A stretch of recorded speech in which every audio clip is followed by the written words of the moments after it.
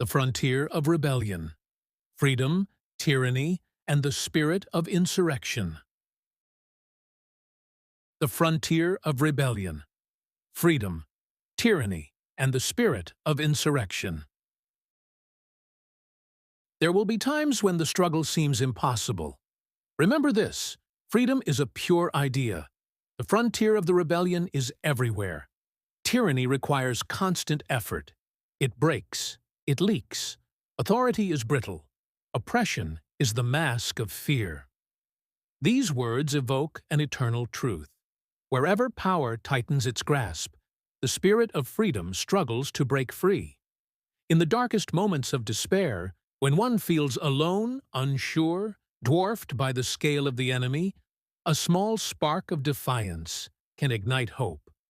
This essay is a philosophical and poetic exploration of that spark, the nature of resistance, the psychology of tyranny, and the metaphysics of insurrection, across history, thought, and myth.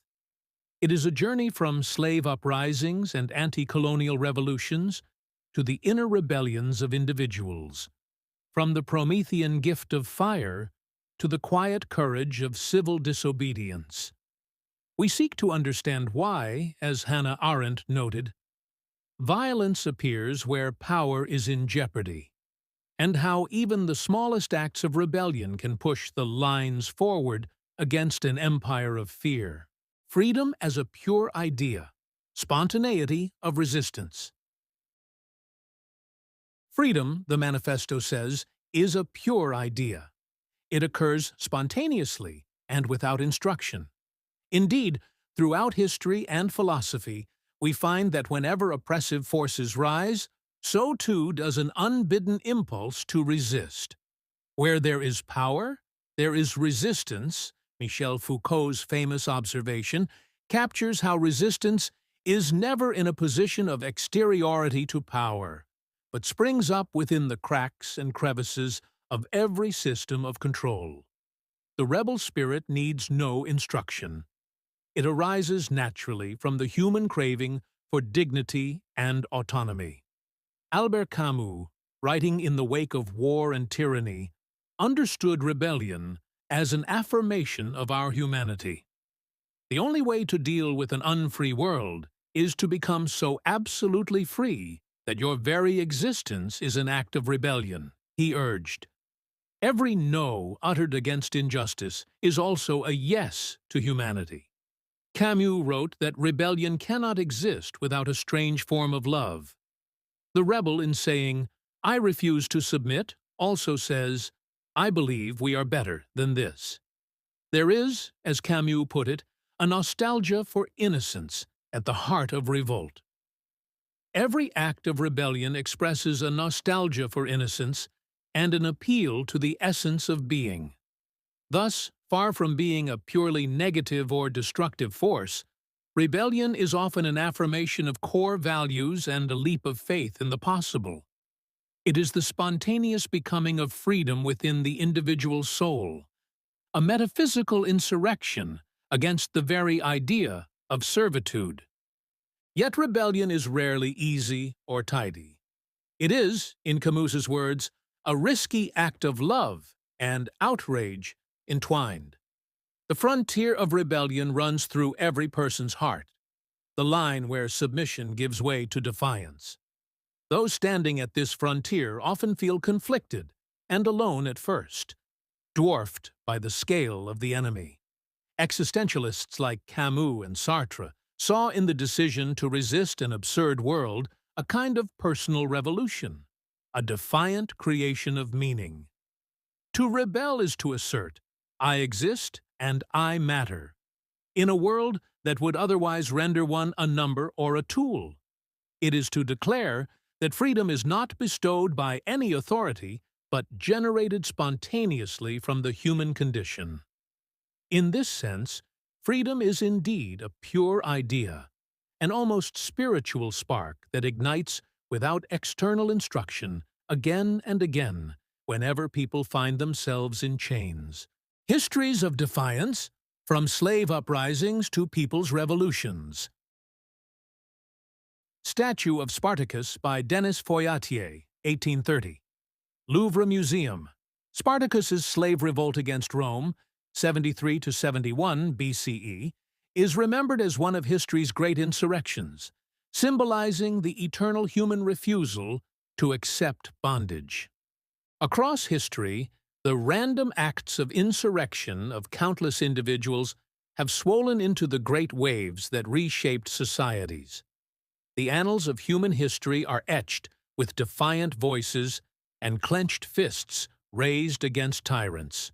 One of the earliest and most legendary examples is Spartacus, the Thracian gladiator who led an army of enslaved people against the Roman Republic. In 73 BCE, Spartacus escaped bondage and sparked the Third Servile War, rallying tens of thousands to his side. For 2 years, his makeshift rebel army defeated one Roman legion after another, a feat so astonishing that even centuries later, Karl Marx hailed Spartacus as the most splendid fellow in the whole of ancient history, a symbol of the oppressed fighting for freedom. Though the revolt was ultimately crushed, with thousands of rebels crucified along the Appian Way, its memory has lived on as a testament that even the most downtrodden slaves can shake an empire's foundations. The Roman writer Plutarch admitted Spartacus was no vulgar thief, but a man who had endured enough of slavery and one day decided he would endure no more. That decision, the spontaneous no more of a single slave, kindled a fire that Rome itself struggled to contain. History is replete with such moments where a spark ignites a conflagration. The quote's prophetic words, "There are whole battalions out there that have no idea they've already enlisted in the cause," call to mind events like the Haitian Revolution, 1791 to 1804, when hundreds of thousands of enslaved Africans in the French colony of Saint-Domingue rose up and overthrew slavery itself. It began with a voodoo ceremony and a few plantations set aflame, but soon the rebellion, led by Toussaint Louverture, Jean-Jacques Dessalines, and others, swept the colony. Astonishingly, these formerly enslaved people defeated armies of France, Spain, and Britain. By 1704, they declared Haiti an independent nation, the first black republic, born of revolt. It remains the largest and most successful slave rebellion in the Western Hemisphere, one that ended not only slavery, but colonial rule. The French planter class and European powers were stunned and terrified. As one history notes, the uprisings in Haiti inspired enslaved people throughout the Caribbean and terrified those who profited from Atlantic slavery. Haiti's very existence shouted to the world that the frontier of rebellion truly is everywhere, even on a tiny Caribbean island, even among those long deemed powerless.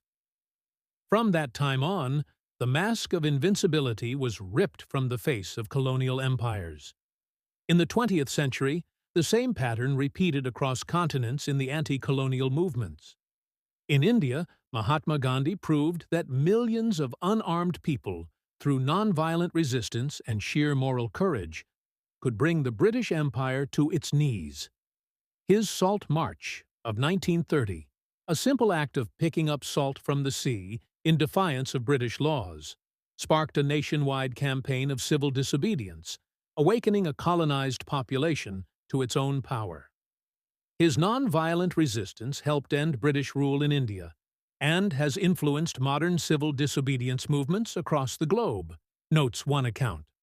What started as one man's satyagraha, truth force, became a mass uprising in which tens of thousands were imprisoned but not silenced. By 1947, India won its independence. Similarly, in Algeria, Vietnam, Kenya, and countless other nations, once the first brave souls stepped over the line into rebellion, whether through guerrilla warfare or strikes and protests, an army of ordinary people found that they too had already enlisted in the fight for freedom. As Frantz Fanon observed in The Wretched of the Earth, decolonization was inherently a violent, transformative phenomenon. The very same people who had it constantly drummed into them that the only language they understood was force, now decide to express themselves with force. Violence, while tragic, became for the colonized a language to answer the oppressor's violence. Fanon infamously wrote that, at the individual level, violence is a cleansing force. It rids the colonized of their inferiority complex, of their passive and despairing attitude. In reclaiming agency through rebellion, even a painful, bloody one, colonized peoples free themselves from despair and inaction. It makes them fearless and restores self-respect, to paraphrase Fanon. Thus, the psychological oppression is broken even before the physical chains are cast off. The imperial need for control is indeed desperate, because once the spell of fear is broken in the minds of the oppressed, the empire's days are numbered. Not all resistance is violent. Some of the most revolutionary acts have been quiet, principled refusals that snowballed into social change. When Rosa Parks refused to yield her bus seat to a white passenger in Montgomery in 1955, it seemed a small, solitary act. But her refusal to give up her seat fueled the momentum of a mass movement that would ultimately dismantle the racist policies of segregation.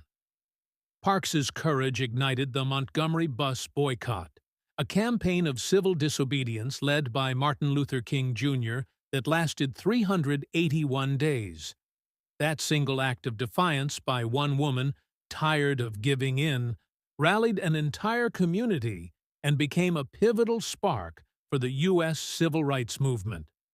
Likewise, the image of a lone individual standing before a column of tanks in Tiananmen Square in 1989, or of Czech students facing down Soviet guns during the Prague Spring of 1968, 1968, or of the Polish workers of Solidarność, Solidarity, occupying the Gdansk shipyard in 1980.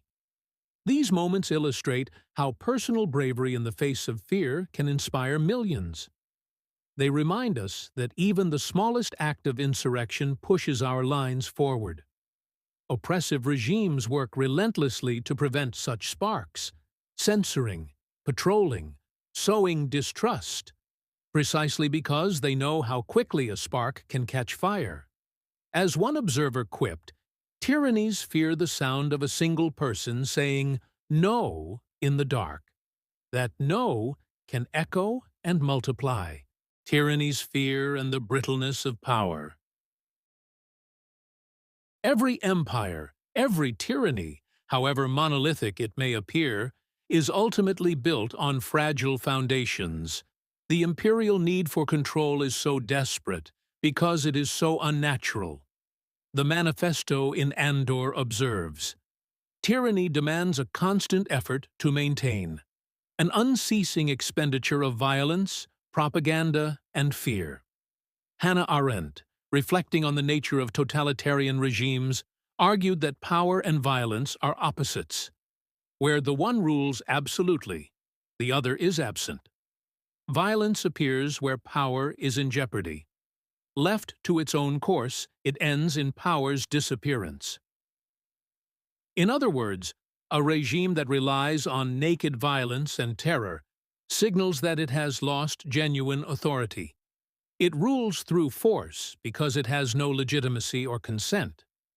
Such a regime is inherently brittle. It breaks, it leaks, as the quote says, because it is trying to dam the natural human urge for freedom, which flows like water and seeps through every crack. The mask of fear that oppression wears is an admission of weakness. Tyrants are afraid of their own people. Why else erect walls, build gulags, monitor speech, ban books, torture dissenters?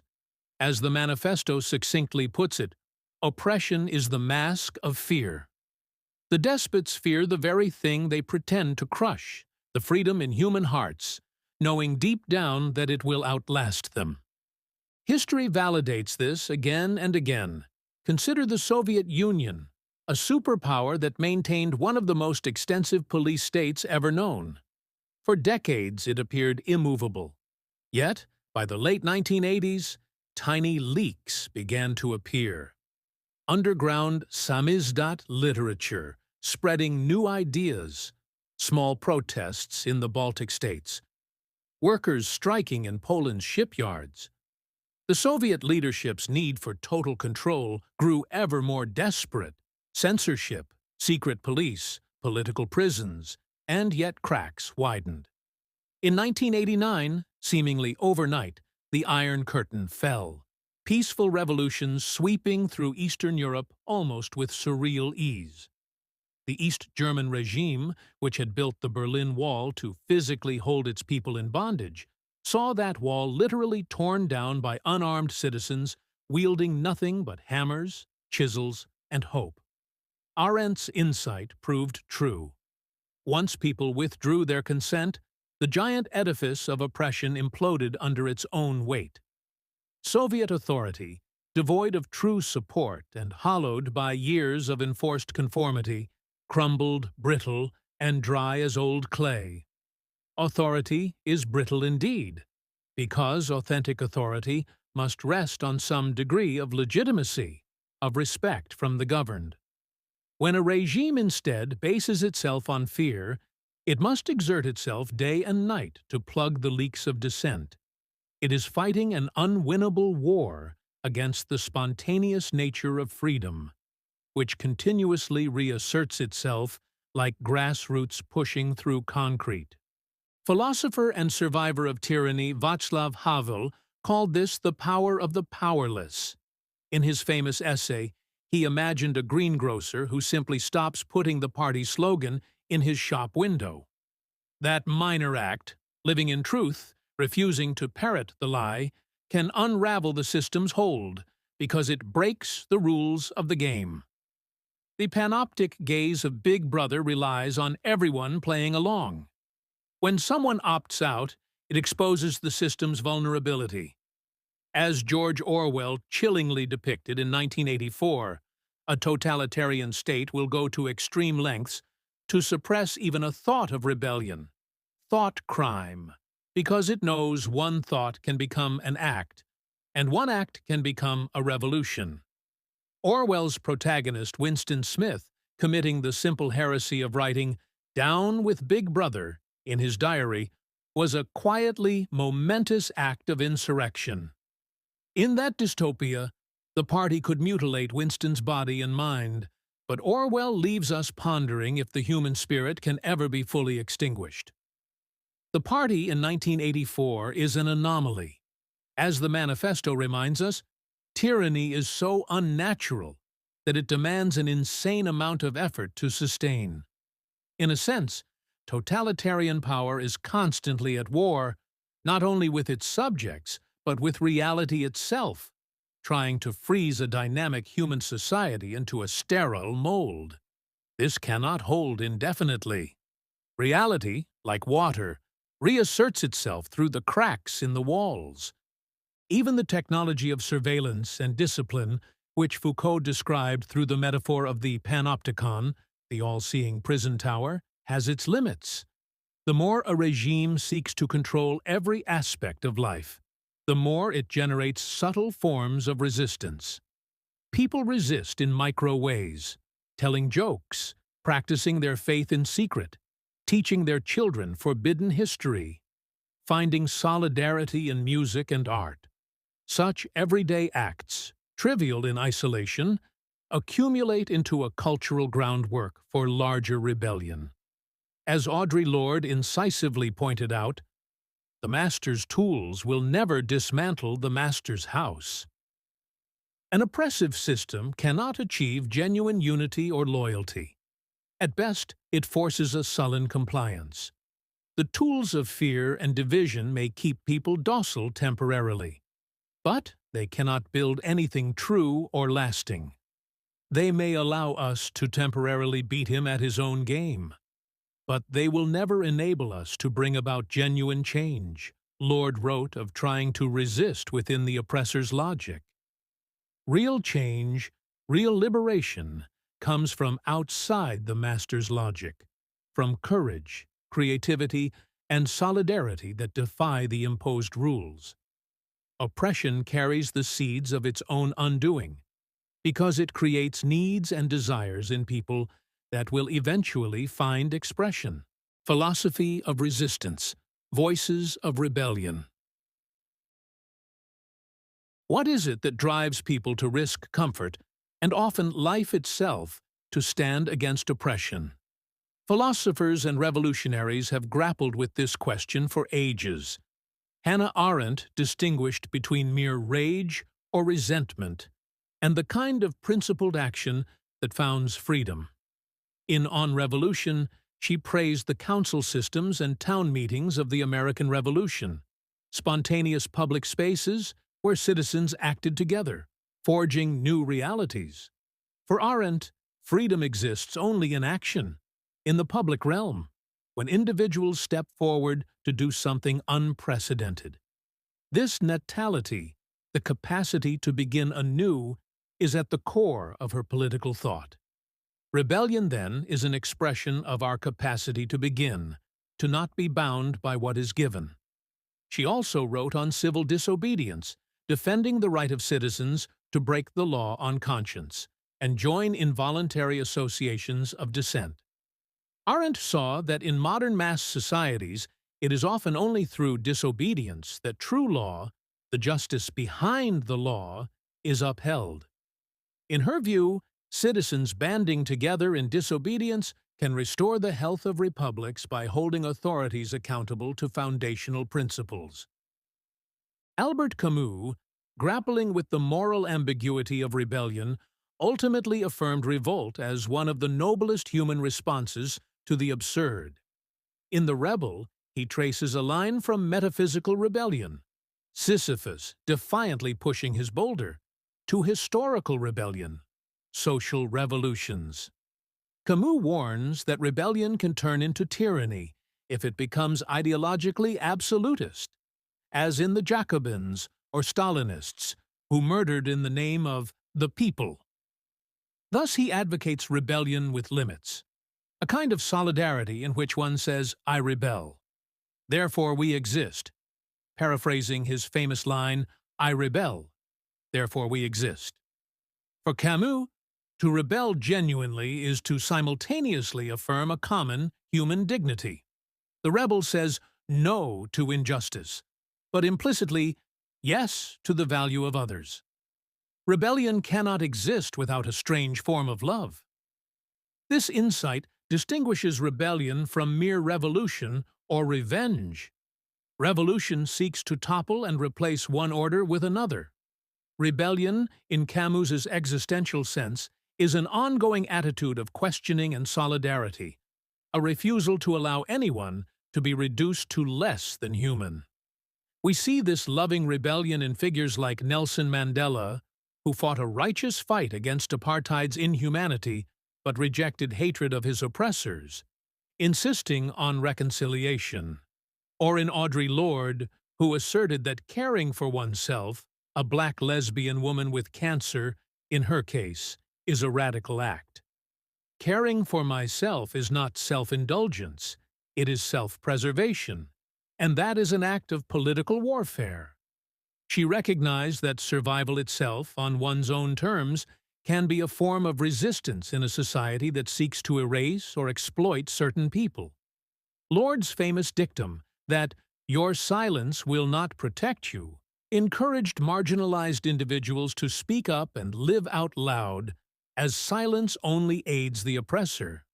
Her rallying cry that, "Wait, the master's tools will never dismantle the master's house," urges us to imagine new tools, to center the voices of the oppressed, to use creativity, community, and intersectional solidarity as weapons of change rather than adopting the oppressor's logic of domination and division. The revolutionary philosopher Frantz Fanon offers another perspective born from lived struggle. As a black man from Martinique who fought against French colonialism in Algeria, Fanon experienced the dehumanization of racism and colonial violence firsthand. In Black Skin, White Masks, he described the colonized's fractured psyche, how oppression makes one see oneself through the eyes of the oppressor. In The Wretched of the Earth, he advocated violent revolt as a necessary purging of colonial subjugation, as earlier noted. Fanon does not glorify violence, but he sees it as a means for the colonized to reclaim their agency. Violence is a cleansing force. It frees the native from his inferiority complex and from despair and inaction. This was and remains controversial, a morally fraught stance, yet one rooted in Fanon's acute understanding of the psychological shackles imperialism forged. Violence to him was not just physical, but symbolic, a breaking of the mirror of the colonizer. Fanon's deeper hope, though, was for a new humanism after the struggle, a society free of the binaries of colonizer, colonized, black-white, etc. His rebellion aimed at restoring humanity to those whom colonialism had reduced to things. Turning to theory of another kind, Michel Foucault teaches us to see power and resistance in the everyday and the microscopic. He dismantled the idea that power is only top-down sovereign commands. Instead, power is diffuse, pervasive in our institutions, norms, and even our understanding of ourselves. But precisely because power is everywhere, resistance is also everywhere. Power relations involve discourse, which allows the possibility of resistance. Where there is power, there is resistance, Foucault writes. Importantly, this resistance is not external to power, but woven within it. Little subversions, deviations, and refusals that accompany every attempt to govern. Foucault studied how subjects are disciplined, in schools, hospitals, prisons, but also how they find lines of flight, escapes from these disciplines. For instance, in a prison, there will be hidden transcripts among inmates, covert disobediences. In a strict gender system, there will be those who cross-dress or live out alternative identities, what we might call queer resistance. Foucault inspires us to notice the small acts of insurrection in daily life. A student questioning the curriculum, a patient asserting their own knowledge of their body, a worker pilfering back a bit of time or material from the boss. These are not as spectacular as revolutions, but they push our lines forward in myriad imperceptible ways, eventually making new futures thinkable. The frontier of rebellion runs through the ordinary, the mundane interactions where people decide not to comply fully. Over time, these small refusals can aggregate into big transformations. In the realm of political philosophy, Gilles Deleuze and Félix Guattari offer a vivid conceptualization of how resistance emerges.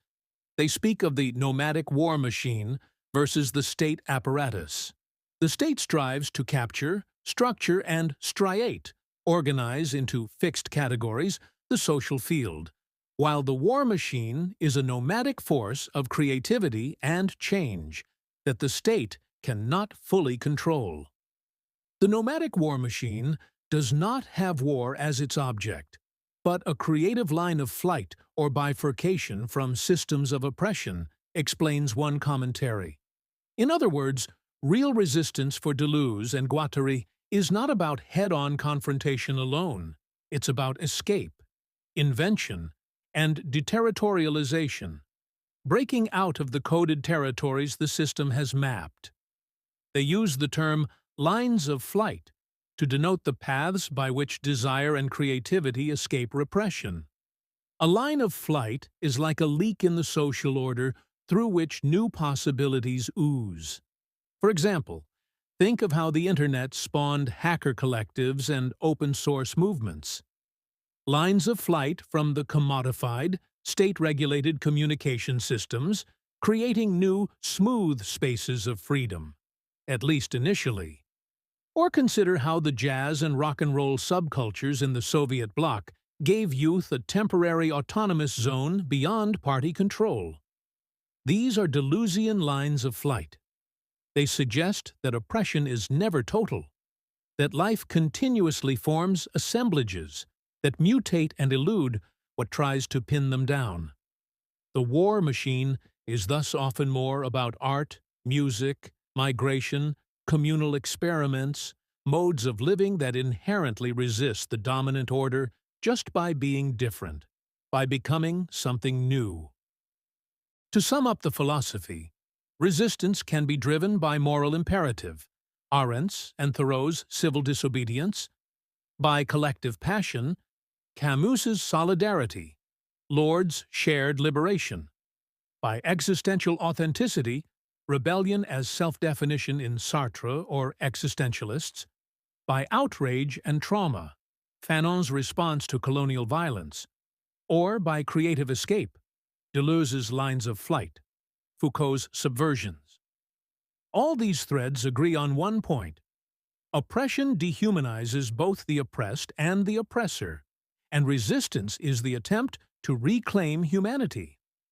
As Arendt noted, the trouble with violent resistance is that it can degrade and brutalize in turn, hence her famous distinction between power and violence. Camus similarly feared that today's rebel can become tomorrow's tyrant if he justifies any means for some abstract end. Therefore, the ethics of rebellion matters. True rebellion, the kind that builds a freer world, retains a respect for life and a vision of brotherhood-sisterhood. It is no coincidence that many revolutionaries speak of love. Martin Luther King, Jr., who confronted segregation, constantly spoke of the power of love as the only force capable of transforming enemies into friends. He exemplified principled rebellion, breaking unjust laws nonviolently, accepting sacrifice, and extending compassion even to those who jailed and hated him. Such spiritual audacity is perhaps the highest form of insurrection. To defy the logic of hate and dominance itself, refusing to mirror the oppressor's cruelty. As Audre Lorde asserted, the personal is political, and by transforming our own attitudes, not using the master's tools of fear, intolerance, and division, we enact the revolution in microcosm, myths, literature, and the sacred revolt. Rebellion is not only a political or social phenomenon, it resonates through our myths, religion, and art, speaking to a deep archetypal longing for liberation. The quote's cadence, "One single thing will break the siege," evokes the apocalyptic imagery of many religious traditions where, after long suffering, a sudden messianic event brings deliverance. In Judeo-Christian thought, for example, there is the hope of a Messiah or a day of judgment that will topple tyrants and lift up the oppressed. In the book of Exodus, Moses leads an entire people out of slavery in Egypt, essentially a slave rebellion under divine mandate, complete with miraculous plagues confounding the mighty Pharaoh. This story has been a lodestar for countless movements. African-American spirituals spoke of yearning for a new Moses, an underground railroad to the Promised Land. In Christianity, Jesus can be seen as a figure of divine disobedience, repeatedly flouting the religious authorities of his time, defending the marginalized, even overturning the money changers' tables in the temple. His teachings put love above law, spirit above letter, a radical challenge to the established order. Small wonder early Christians were persecuted by the Roman Empire. Their very creed, "Jesus is Lord," implied, "and Caesar is not." There is something inherently subversive in the idea of a higher law that invalidates unjust human laws. Liberation theology in Latin America later explicitly preached that God is on the side of the oppressed struggling for freedom. The frontier of rebellion in that view runs through every unjust structure, and to resist oppression is to do holy work, to let the oppressed go free. Ancient mythology too encodes the rebel archetype. Foremost is Prometheus, the Titan who defied Zeus by stealing fire from Olympus to give to humankind. Prometheus is the patron saint of rebels in Western culture, celebrated by poets like Shelley as the one who gave man fire, and in that fire, hope. For his rebellious acts, Zeus punished him terribly. Prometheus was chained to a rock, and an eagle sent to eat his liver each day. Yet even in torment, Prometheus refuses to submit or apologize. He famously cries out that he would rather be chained to this rock than be the obedient lackey of the gods. Prometheus's fire is knowledge, enlightenment, technology, all the tools that allow humanity to fend for itself rather than depend on divine whim. Thus he symbolizes revolt as a creative act, a gift to humanity. The myth also portrays the anger of the tyrant, Zeus, who fears the empowerment of humans. Prometheus has been interpreted as an allegory for intellectual freedom against censorship, e.g., Galileo or scientists defying dogma, or political freedom against tyranny. Percy Shelley's Prometheus Unbound recasts him as a heroic figure whose liberation signals a new era for the world, clearly reflecting Shelley's own revolutionary hopes in the 19th century. To this day, Prometheus's name means foresight, forethought, perhaps hinting that the rebel, in seeing a vision of freedom ahead, acts against the present order in anticipation of a better future. On the darker side of divine rebellion is the figure of Lucifer, the angel who rebelled against God. In Christian tradition, Lucifer's pride led to his fall and transformation into Satan. Yet, in literature, especially Milton's Paradise Lost, Lucifer is depicted with a degree of tragic grandeur. Milton makes him declare, "Better to reign in hell than serve in heaven," a statement of proud defiance that has echoed through culture. The Romantics were intrigued by Milton's Satan as a kind of anti-hero. Byron, for example, saw in him the tortured spirit of the revolutionary who will not bow to any authority, even the highest. Shelley and others even dared to suggest that Milton unconsciously sympathized with Satan's rebellion. Of course, Satan's revolt is ultimately depicted as vain and destructive, not liberatory.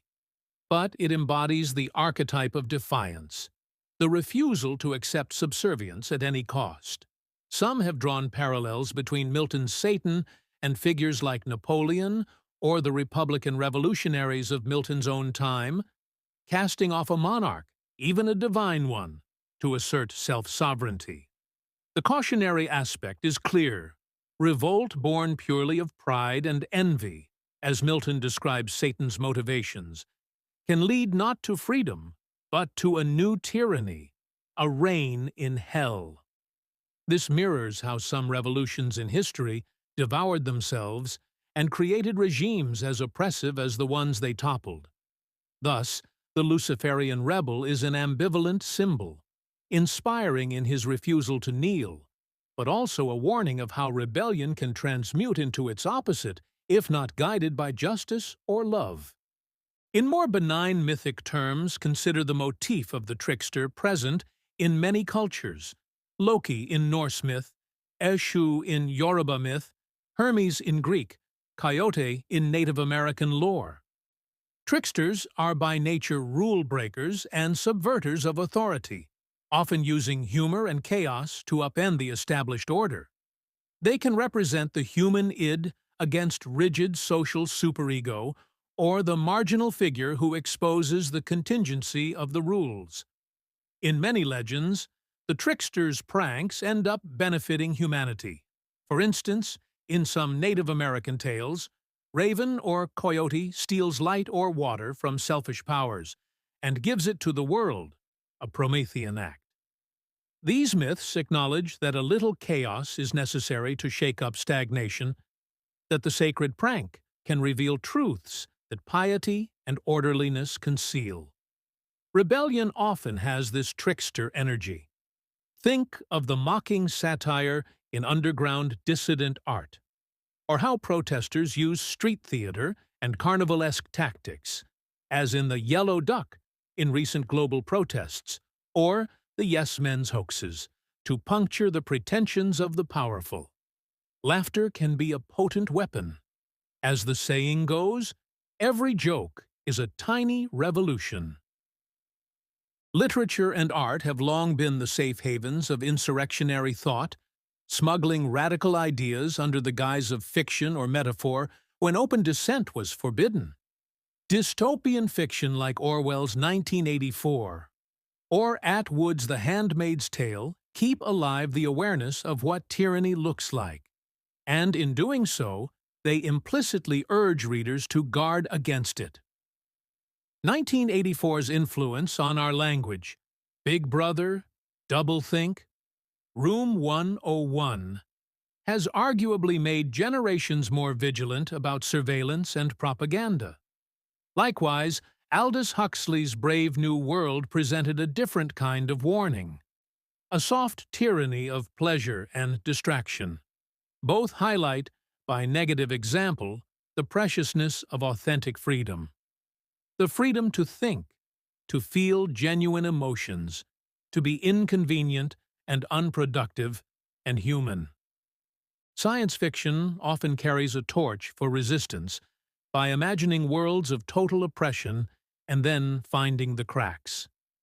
The Star Wars saga itself, from which the opening quote is drawn, Andor being a recent addition, is essentially a mythos of rebellion, a ragtag rebel alliance versus a mighty empire. It gave us the enduring idea that even a farm boy from nowhere, Luke Skywalker, or a princess without a throne, Leia, or a reformed smuggler, Han Solo, can become the spark of hope that will light the fire that'll burn the First Order down. Similarly, in the Hunger Games, a single courageous girl's refusal to play by the rules, Katniss's arrow aimed at the arena sky, ignites a rebellion across the districts. These popular stories resonate because they speak to a belief we want to hold, that ordinary individuals, through acts of bravery and conscience, can truly change the world. Other literary works probe the subtler, internal aspects of rebellion. Ursula K. Le Guin, in The Dispossessed, imagined an anarchist society on the moon Anaras, not a perfect utopia, but a functioning alternative to the capitalist world Uras. The protagonist, Shevek, travels between these worlds, effectively rebelling against the limitations of both societies in pursuit of true freedom of thought. Le Guin, through this novel, explores how a revolution must be an ongoing process, not a one-time event. At one point, Shevek gives a moving speech, declaring, "You cannot buy the revolution. You cannot make the revolution. You can only be the revolution. It is in your spirit, or it is nowhere." This poetic manifesto encapsulates the heart of what might be called the metaphysics of insurrection. The idea that revolution is not merely a change of regimes, but a transformation of how we live and relate, something that must prefigure the free society we seek.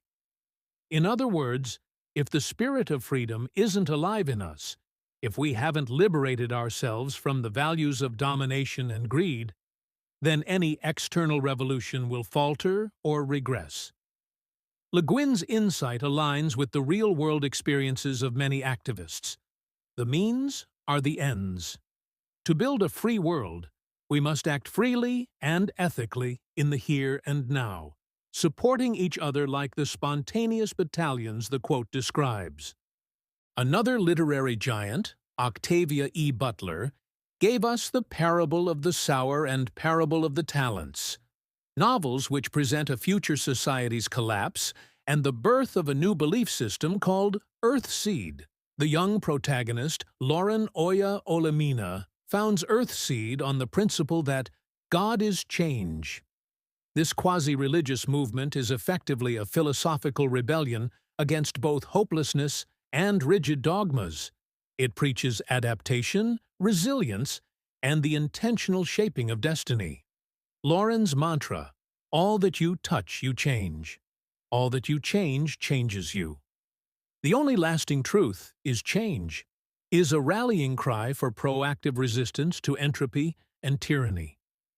In Butler's dystopian America, Lauren gathers the vulnerable and oppressed and leads them north to found a commune based on mutual aid and preparation for a better future. Literally aiming for the stars, as Earthseed's destiny is interstellar.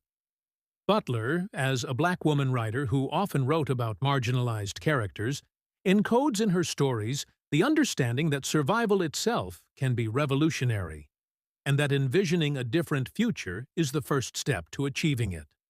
By writing futures where oppressed people seize agency, she inspired real-world readers to imagine and enact change in the present.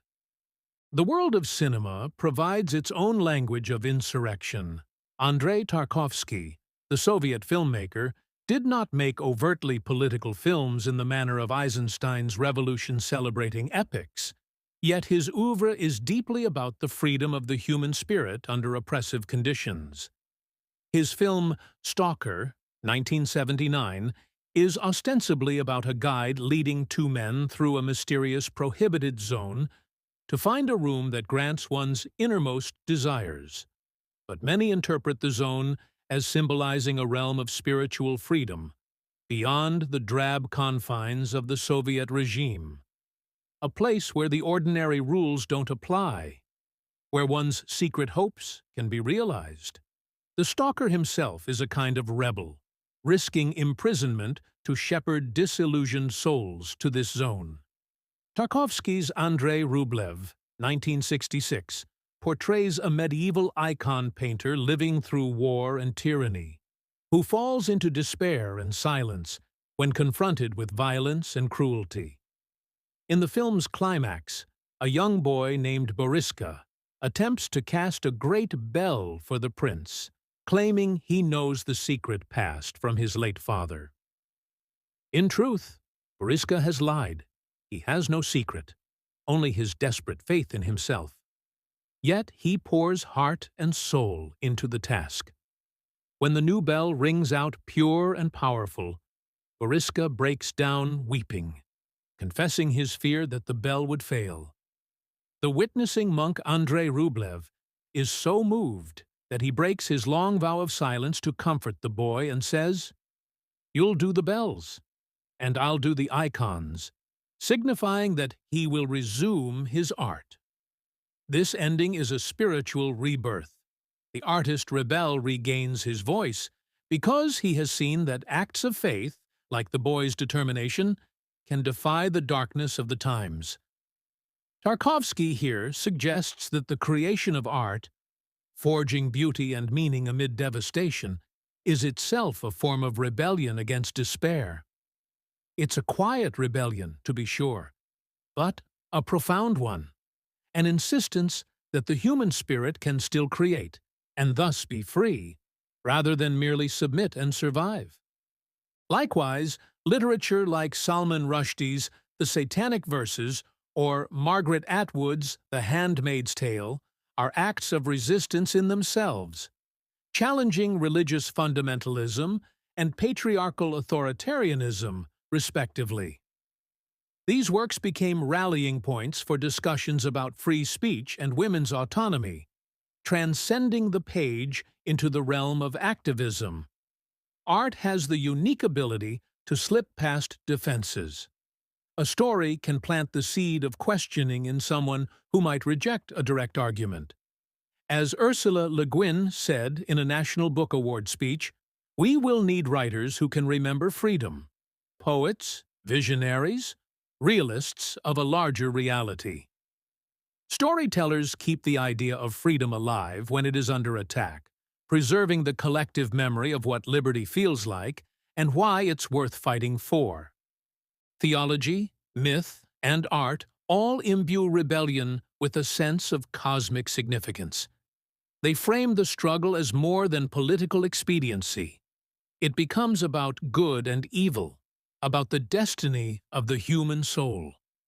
This can be dangerous when people believe God sanctions their violence, for example, but it can also be ennobling. It lifts the struggle from the mud of everyday politics to the stars. The quote's final exhortation, "And know this, the day will come when all these skirmishes and battles will have flooded the banks of the empire's authority, and then there will be one too many. One single thing will break the siege. Remember this.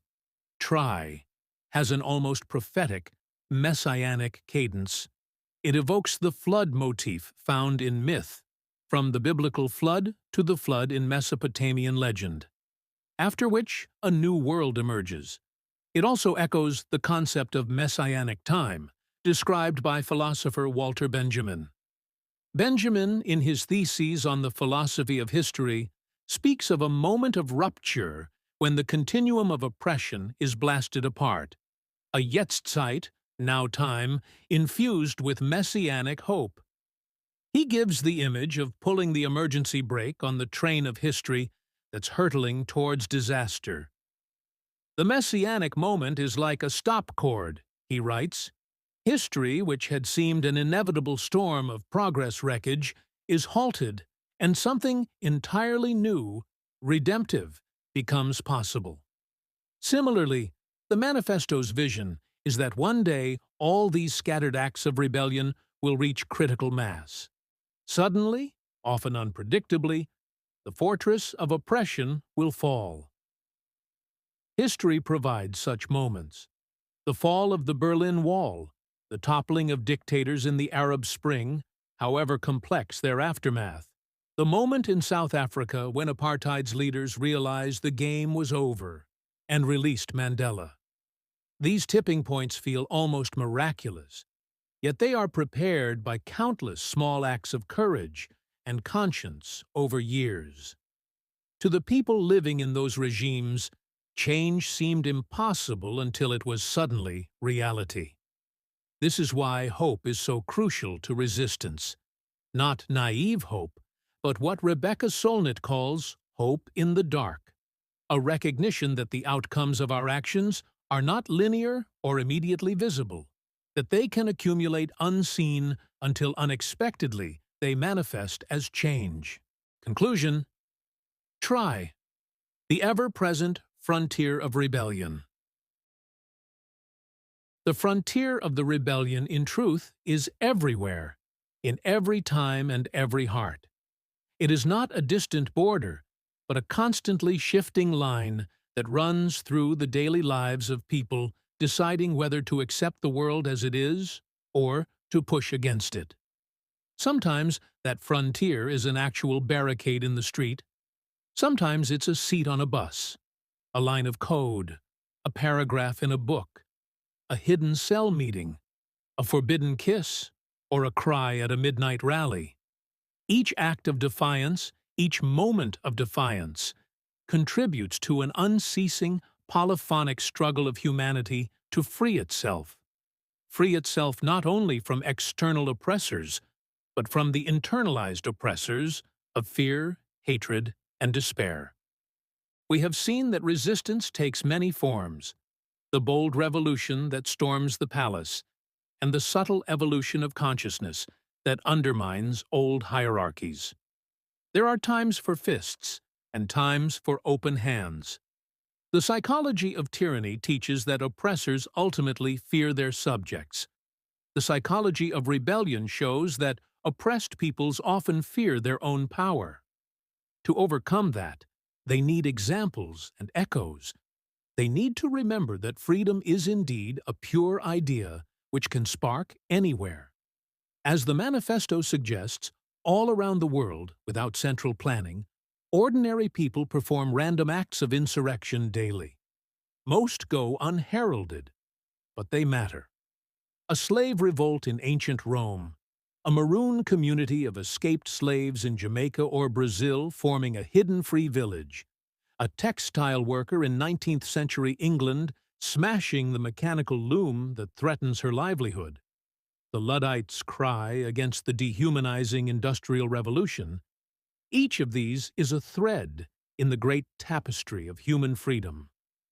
The Luddites, for instance, were mocked as futile, yet their uprising was a visceral assertion of dignity against being made cogs in a machine.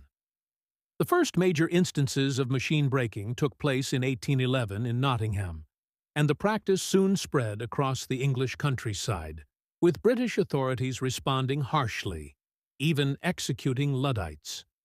Though they did not stop industrialization, the spirit of the Luddite rebellion fed into later labor movements that eventually humanized industrial society through labor laws, unions, etc. We can think of rebellion as a torch passed from generation to generation. Each picks it up in their own way. Sometimes it burns the hand of the bearer. Many rebels pay with their lives or livelihood. But the torch does not die. In the Paris Commune of 1871, workers briefly seized control of the city and enacted radical democracy. They were massacred in the Bloody Week of May.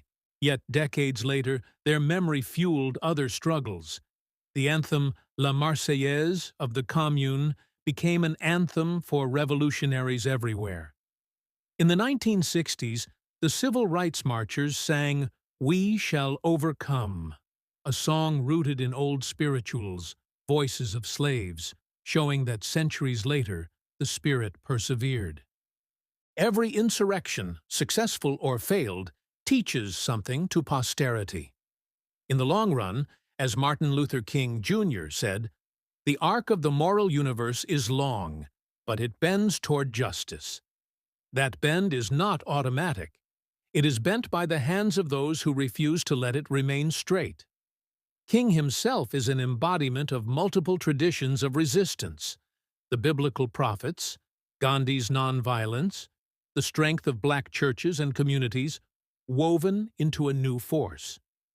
Standing at Lincoln's memorial in 1963, he proclaimed his dream that one day freedom would ring from every mountainside. It was a messianic vision in a secular speech. And when he cried, "Let freedom ring," he was in effect saying, "Let the bell of rebellion be heard, loud and clear, until all God's children are truly free." In Andor, the Manifesto's author, a young idealist, concludes simply with, "Remember this. Try that final word, try, is almost Zen-like in its brevity and depth. It acknowledges uncertainty, we are not guaranteed victory, but insists on action nonetheless. To try is to affirm life.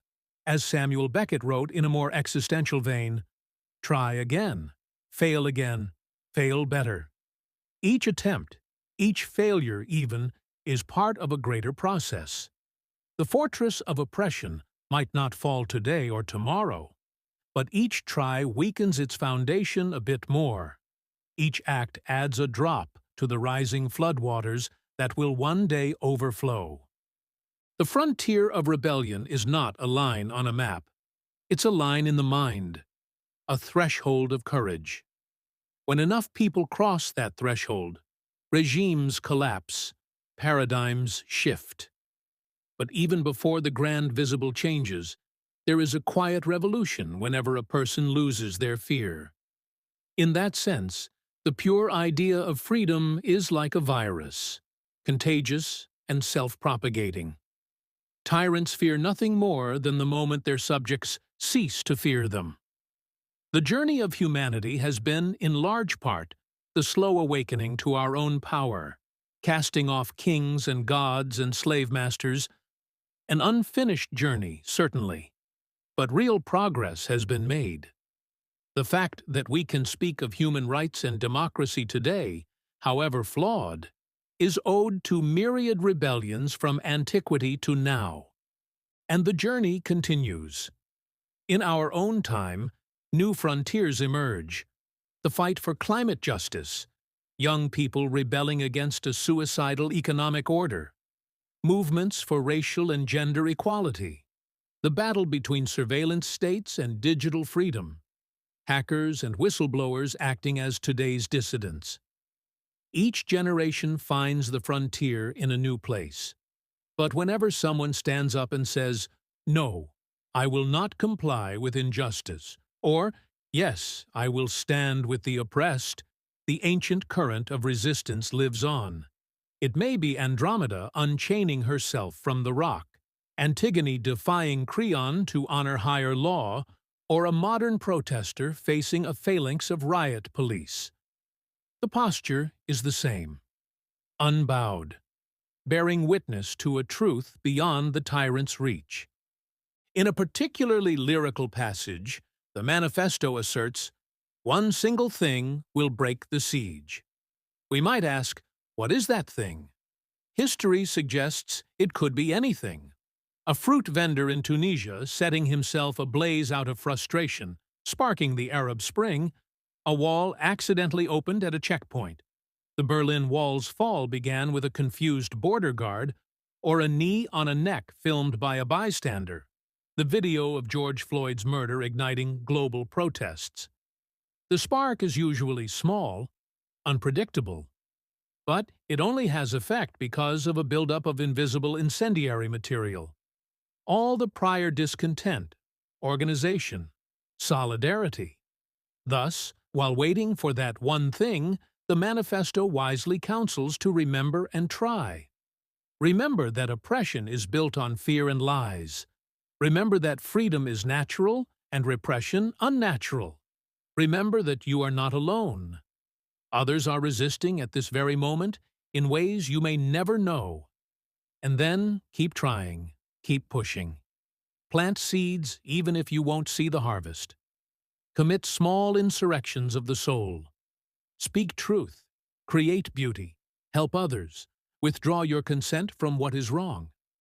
These individual acts matter. They are the atoms of the larger rebellion. In closing, we can return to the poetic, "Authority is brittle. Oppression is the mask of fear. The mighty and the tyrannical always seem invincible until suddenly they're not. And at that moment, people look around astonished at how fragile the edifice really was. Like Dorothy pulling back the curtain on The Wizard of Oz, revealing just a fearful man working levers, rebellion often reveals that power was, in a sense, always a bluff. It depended on compliance. When the bluff is called, it collapses. The task for each of us is to keep alive the imagination of freedom, to not internalize the oppressor's voice that says, "It will never change." Don't bother trying. Instead, we internalize the voice of all the rebels before us, from Spartacus and Toussaint to Rosa and Nelson and Ursula and Audrey, which says, "It could be better. We could be better. Try." The frontier of rebellion runs through now and everywhere. Standing at that frontier is both frightening and profoundly ennobling. It means we have recognized a choice, to acquiesce or to act. By choosing to act, however humble the act, we join a timeless fellowship. We become, in the words of the Manifesto, one of those whole battalions that have no idea they've already enlisted in the cause. Perhaps we don't know it, but every kind deed, every refusal to submit, every truth told aloud strengthens the rebellion of the human spirit. Freedom is indeed a pure idea, and an infectious one.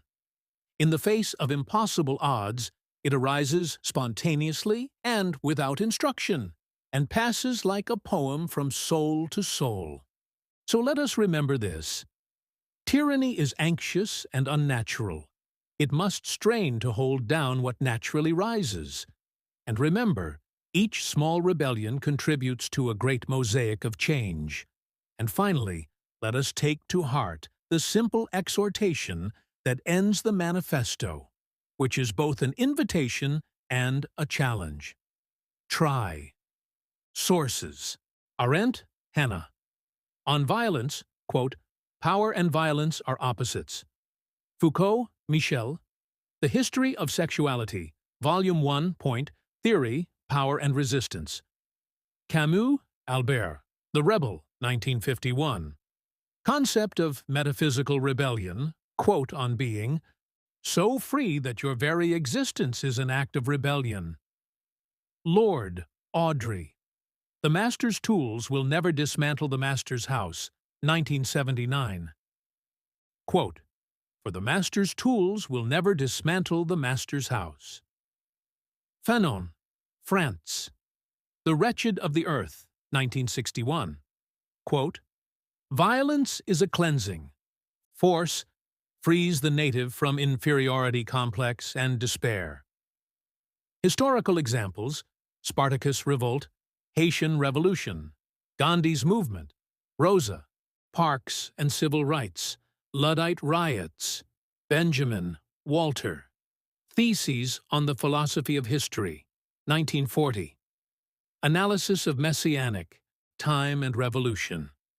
Le Guin, Ursula K. The Dispossessed, 1974. Quote, via character Shevek. You can only be the revolution. It is in your spirit, or it is nowhere. Andor, Star Wars series, Episode 12, Rick's Road, Namik's Manifesto, quote in prompt and context.